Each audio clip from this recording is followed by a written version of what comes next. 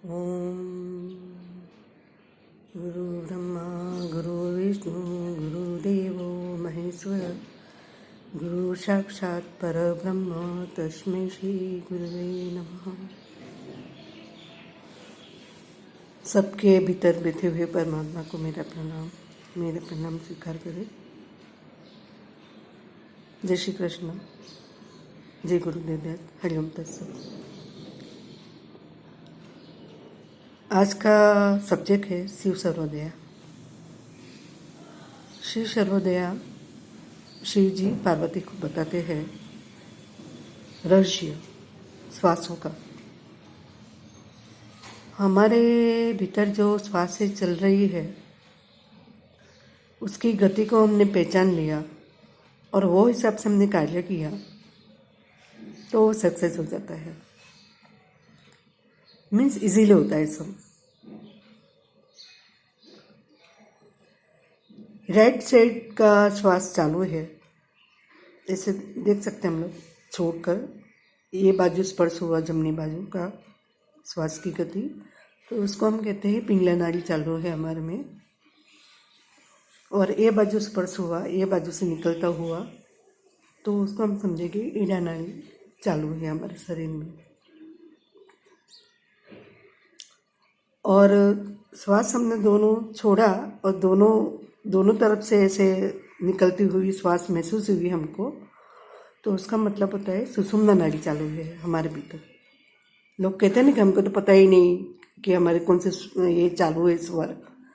ये बाजू का सूर्य स्वर बोलते हैं, पीड़ा नाड़ी विद्यमान है, और ये बाजू का ईड़ा नाड़ी,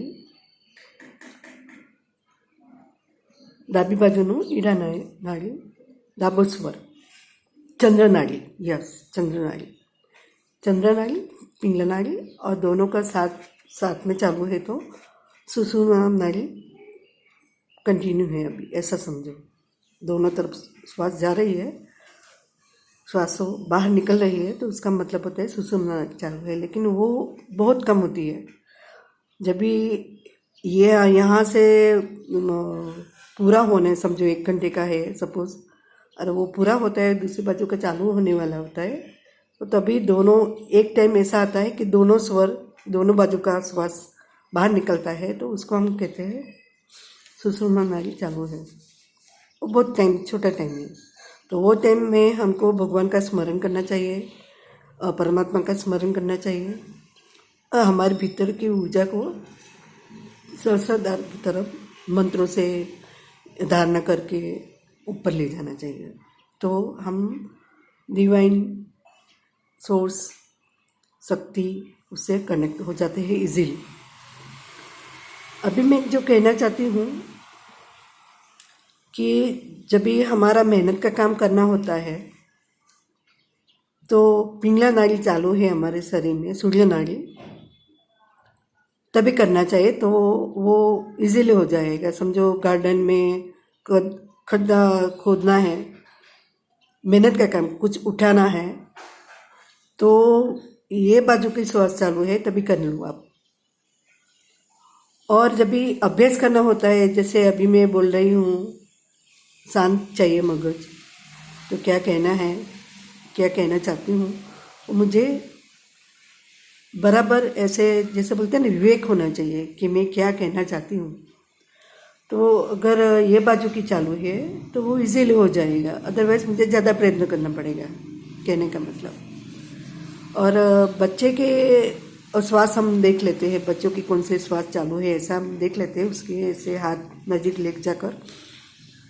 तो अगर बच्चे का भीतर ये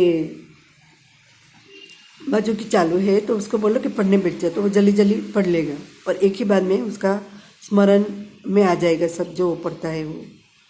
अगर उसकी श्वास ये बाजू पिंगला नाड़ी सूर्य नाड़ी चालू है बच्चे में, और तभी हमने बोल दिया कि तू पढ़ने बैठ जाए, तो वो नहीं बैठने वाला, उछल कूद करेगा, कि उसके अंदर इतनी शक्ति है ना, तो वो सोचेगा कि मैं कुछ करूँ, नाचना है, हाँ डांस करना है, तो अब ये बाजू का चालू है तभी कर लो, कि उसमें ज़्यादा शक्ति की जोश की ज़रूरत पड़ती है। तो तभी जब भी हमारा सूर्य नाड़ी चालू है, पिंगला नाड़ी चालू है, श्वास की गति को देख लो और करो काम, तो इजीली हो जाएगा। और भूल से भी ये दोनों अगर चालू है, वो तो एक मिनट का ही होता है टाइमिंग, ज़्यादा नहीं, लंबा नहीं रहता है वो। लेकिन वो टाइम में अगर इंटरकोर्स या दूसरे शब्द में कहें रति क्रिया कर लेते हैं कोई भूल से, तो जो बच्चा होता है वो नपुंसक पैदा होने की शक्यता बढ़ जाती है। ऐसा उल्लेख गुरु लीलामृत में है। ये जो मैं सब बता रही हूँ गुरु लीलामृत मैंने बहुत साल पहले पढ़ा था, लेकिन अभी मेरा मन किया कि सब तो नहीं पढ़ पाते, सबको पता भी नहीं होता है, तो मैं एक शेयर करूँ बातें और किसी के काम में आ जाए तो अच्छी बात है। तो ये मेरा जानना थोड़ा बहुत भी सफल हो गया ऐसा समझेगी। हाँ, लेकिन तभी हम दोनों श्वास चालू है तो भी हम प्रभु का स्मरण इजीली कर सकते हैं। इजीली हमारी जो ऊर्जा है वो संस्था से कनेक्टेड हो जाएगी। हमको जल्दी प्रभु की प्राप्ति हमारे भीतर ही मैसेज होने लगेगी। ये बहुत ही कीमती समय है जब भी हमारे दोनों तरफ की श्वास चालू है तभी। तो वो कहते हैं ना कि योगी लोग होते हैं, वो हमारी श्वासों की गति को देखकर कार्य करते हैं। वो बहुत ही सही है। जो कहा जाता है पहले के ज़माने में कि ऐसा ऐसा करके जाना है, तो हमको जब भी छोटे थे तो ऐसा लगता है कि ऐसे क्या बात है। लेकिन जब भी पढ़ने में आया और जो भी बार बार हम उसके ऊपर विचार भी करते हैं, मनन करते हैं, तो वो बात सही लगती है हमको भी। और दूसरी बात मैं ये कहना चाहती हूँ कि मन की ताकत इतनी है कि जो हम सोचते हैं ना वो पॉसिबल हो जाता है। कहते हैं ना कि dreams come true in reality. तो बहुत ही मेरे लिए तो बहुत ही वो है, सच है बात। मैंने जो चाहा वो क्या बताए, वो गुरु की कृपा ही है, ऐसा ही समझ लो। बचपन से सपनों में भी ऐसे शिवलिंग या बहुत जैसे मैं आलिंगन करती हूँ शिव जी को, बहुत सारे शिवलिंग है और उसको मैं आलिंगन करती हूँ। और जैसे ये बोलते हैं ना अनाथ चक्र, सूक्ष्म ध्वनि होती है हमारे कानों के भीतर आती रहती है। जब भी हम जागते हैं, शांत होते हैं हमारा माइंड, तो तुरंत अभी समझो कभी कभी तो ऐसा होता है ना कि हम बातें करते रहे किसी के सामने, तभी हमारे सुनाई देती है आवाज़, सतत विद्यमान है हमारे भीतर, क्योंकि हमारा ध्यान उसकी तरफ नहीं होता है। तो सभी लोग एवरीबडी कैन अनुभूति कर सकते हैं, सब जान सकते हैं अपने ही भीतर परमात्मा हमारे भीतर ही है। बाहर जाने की ऐसे जाते हैं कोई बात नहीं, लेकिन जानने की जरूरत नहीं है।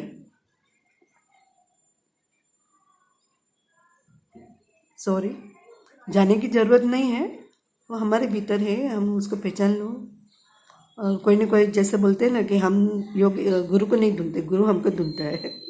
वो भी बात बहुत सच है कि गुरु चाहता है कि मुझे योग्य शिष्य मिल जाए। तो बस अभी मैं टाइम ज़्यादा हो जाएगा शायद, तो मैं अस्तु करती हूँ। धन्यवाद सबको, मेरे प्रणाम स्वीकार करें।